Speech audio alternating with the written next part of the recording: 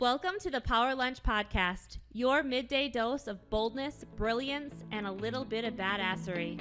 I'm Amy Sousa, here with my powerhouse co-hosts, Tracie, Munce, and Lisa Carmichael, and we're coming in hot to shake things up. Each week, we dish out bite-sized, high-impact conversations on business, health, purpose, wealth, and the wild, beautiful chaos in between. Whether you're building your dream, rebooting your story, or just catching your breath, this is your space to get grounded, inspired, and reignited. This isn't just another podcast, it's your power move. Let's go. Well, welcome back to the podcast. Lisa here. Today's guest I want to introduce to our listeners is a powerful example of what it means to rebuild from the inside out.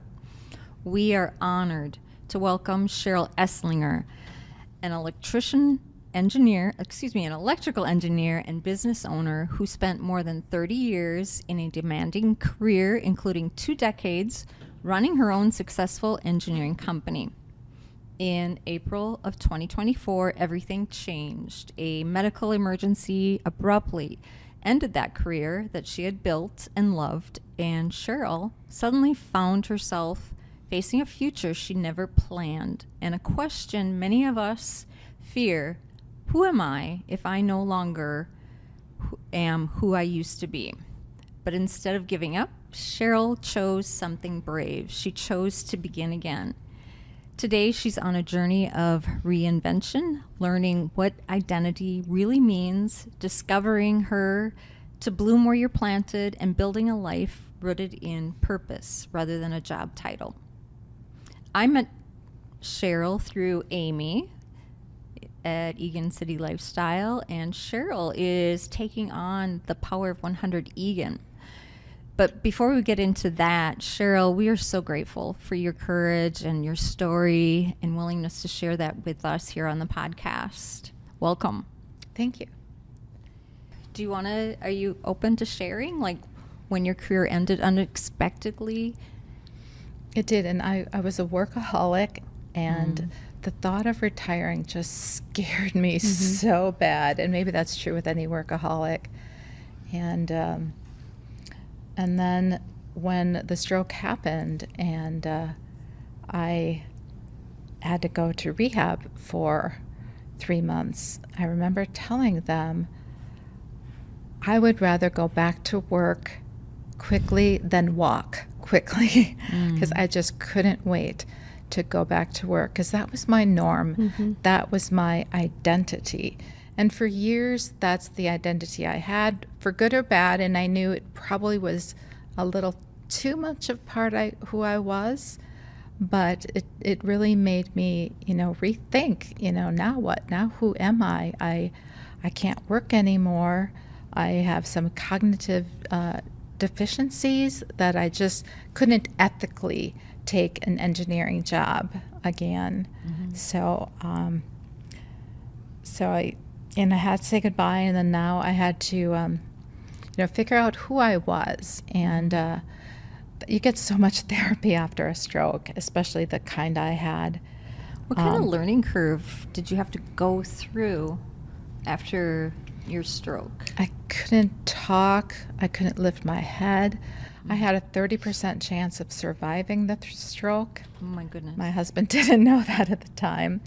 But even now, I have about a 50-50 chance of being alive in 5 years.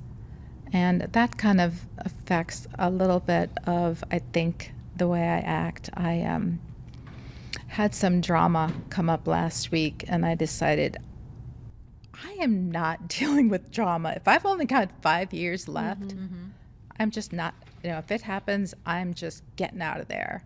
And I was ready to.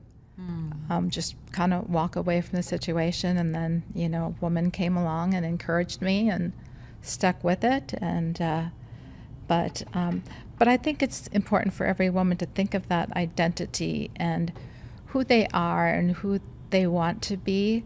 And I remember telling my speech therapist, who helps me just how to do my meds and how to figure out, how to make a meal and just daily things. And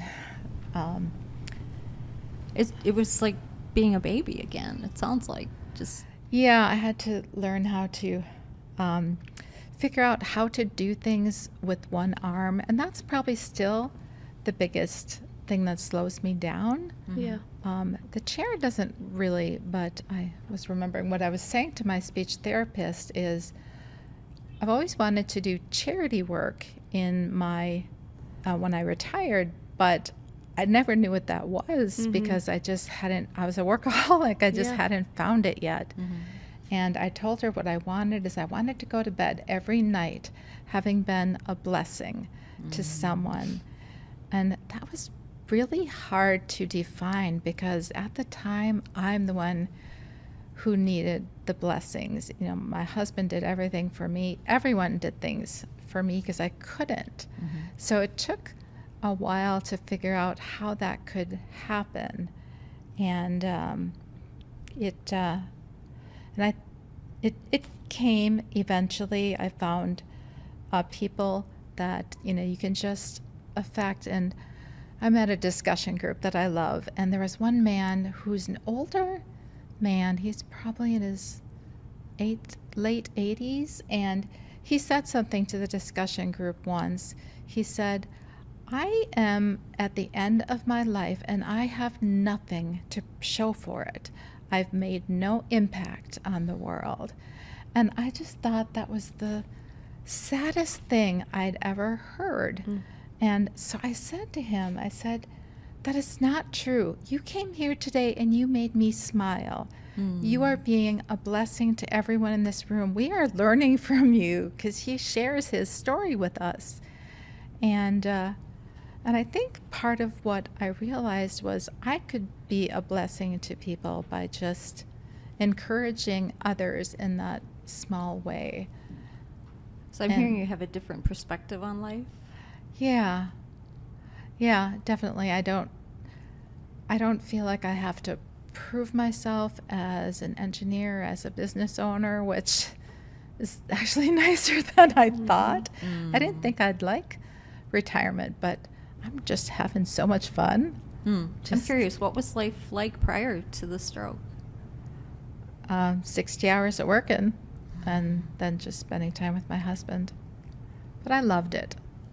Workaholics, we love our work. It's why we do it. So any advice to the person who loves their work, working those 60 hours a week? Maybe to not be so afraid of what comes after it, or in that crazy chance that you lose your job or you lose your business. Life isn't over.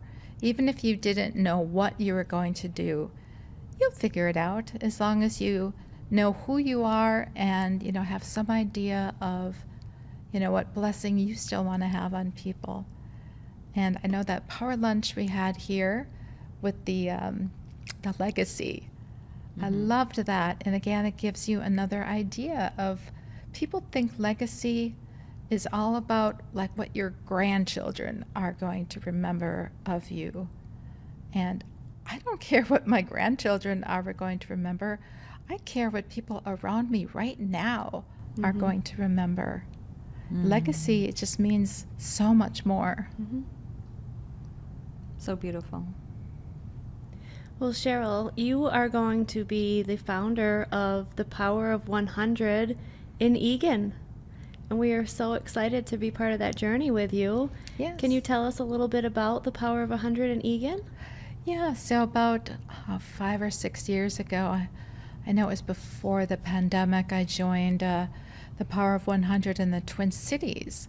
And for those who don't know, it's a group of about 100 women who get together either twice a year or 4 times a year, and they listen to 3 charities or people representing the charities, and they all will vote on which one they think will be, the biggest impact in their own communities, and whichever charity gets the most votes will be given $100 from every member. And it's a $10,000 impact it is to a single charity. And it's just an exciting evening, and it's just a great organization to be a part of. And I had to go way up to Roseville, and now I don't drive. Yes. And Rosemount was closer. So I joined the Rosemount. It's still, again, I don't drive, but it's closer at least to get a ride. And I was wondering why Eagan doesn't have one. We have lots of great women in Absolutely. Eagan. Women business owners, just successful, wonderful mothers and nurses and teachers. And we really need this giving circle to help our own community. We do. And just for ourselves to build each other up. It's really a magical evening. It is a great evening. I am part of the Rosemount Power of 100, and I believe that we are almost up to 200 ladies now showing up. We just moved over to the VFW to have a little bit more space. And the ladies that are on the board have found different grants, and there are nonprofits now receiving $15,000 plus from that one night. Mm-hmm. And it's one night, twice a year for 2 hours. To have a nonprofit walk away with $10,000 to $15,000 is absolutely incredible. It is. And then the It is. next time you meet, they'll come back and show you what they did Yes. with all of the giving.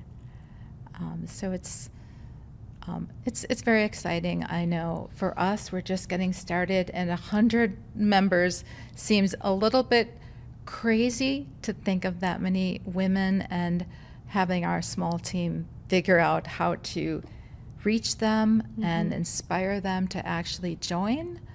But I know the other groups in the Twin Cities area that have this, they've told me, all of them, that the membership just went up so fast. And pretty soon Rosemount's going to have to take RSVPs because they won't be able That's to right. fit them all in the same Yeah. room. And, hopefully we will too someday. I don't know. In the short time I've known you, Cheryl, you seem like the type of person that puts their heart and soul in everything that you do. I'm curious, though, are some days harder than others when it comes to recuperating in the stage that you're in with the stroke?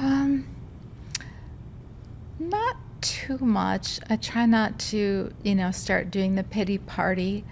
I some days have a lot of pain still, and I go to doctors a lot to handle it, but it's slowly getting better.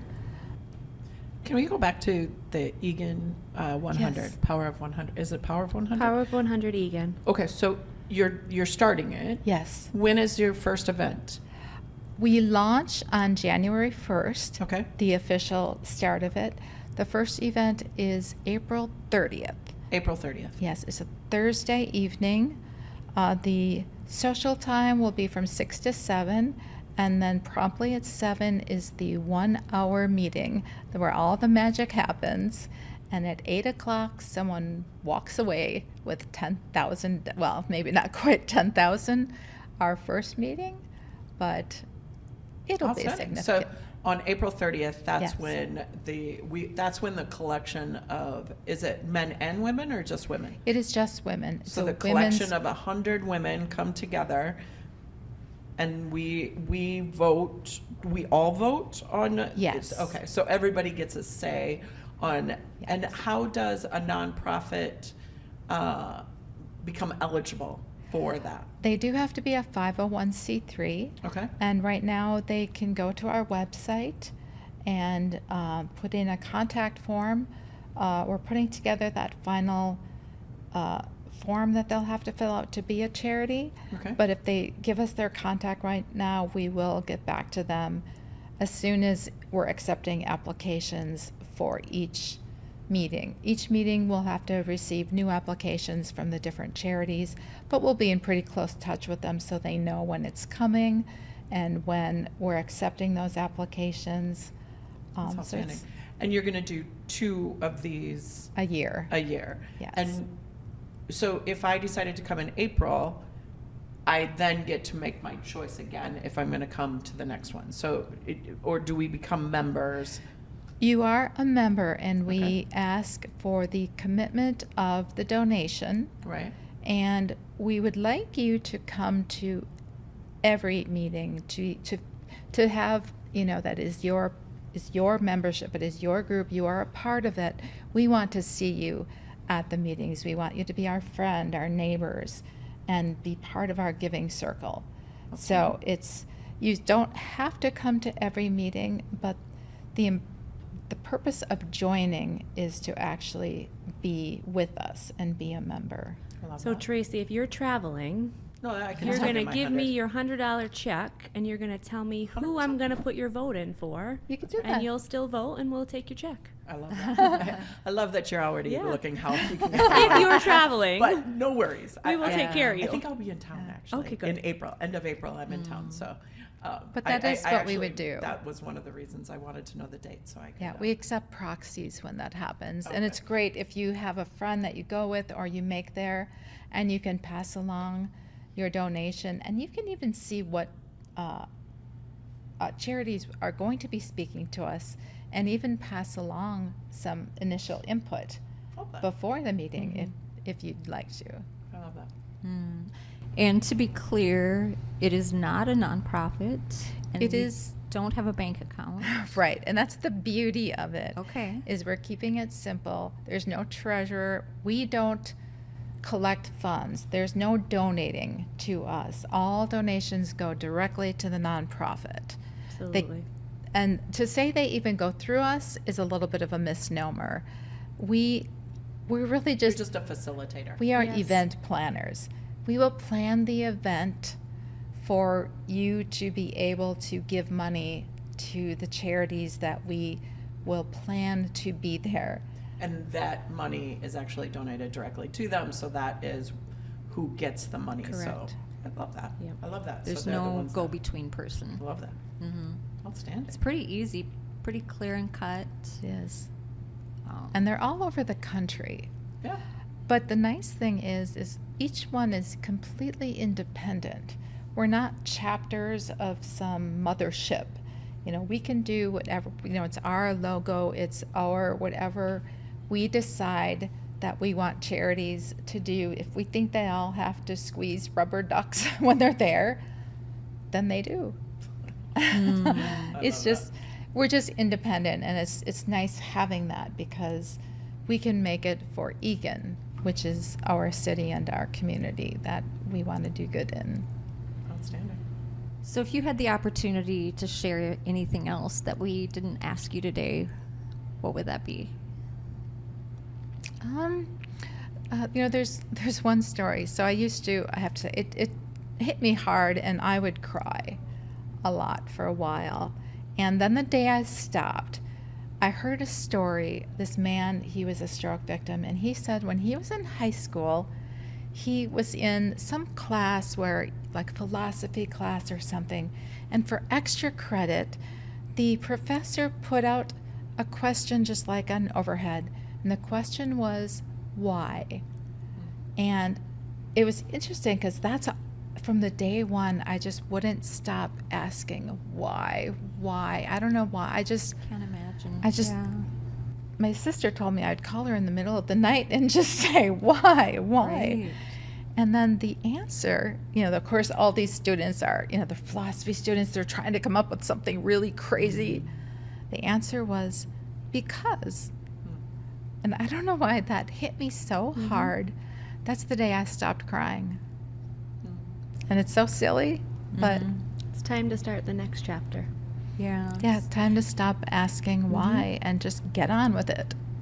I think a lot of times we always want to understand why, and when we let go and create an affirmation and say, I don't understand, I don't need to understand, and it's okay that I don't understand, and then having that faith, that trust that God knows that you don't know, and we have to trust that He knows.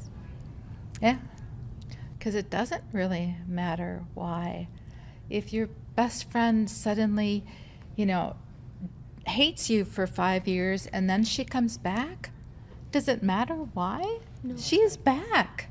just rejoice with that. Don't try to go back and make it all happen again. Do you think that's the biggest lesson of what you've learned so far in your journey here? Probably not. I'd say it's probably more about the identity and just making sure it's not something that you can't live without, or that is it really who you want to be? If that thing goes away, what is that going to do? You will have to reinvent yourself.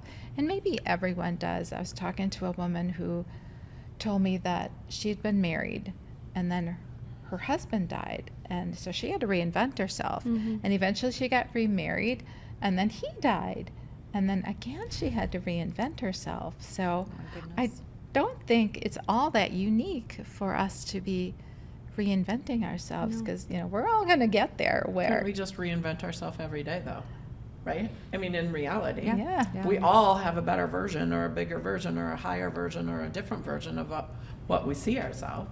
So the reinvention is every day. It's just we have these big life events that kind of put them right in front of us, obviously. And I certainly don't want to wait until a big event happens to say, wait a minute.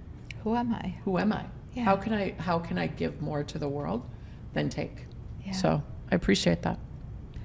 I'm super excited for the Eagan 100. Yeah, Me too. I am too. Me too. Oh, Yeah, it's about time Amazing. Eagan had a giving circle Absolutely. like this. I've been Absolutely. asked many times, and I was so grateful when somebody said, Cheryl wants to start it. I said, perfect. I will help with anything she needs.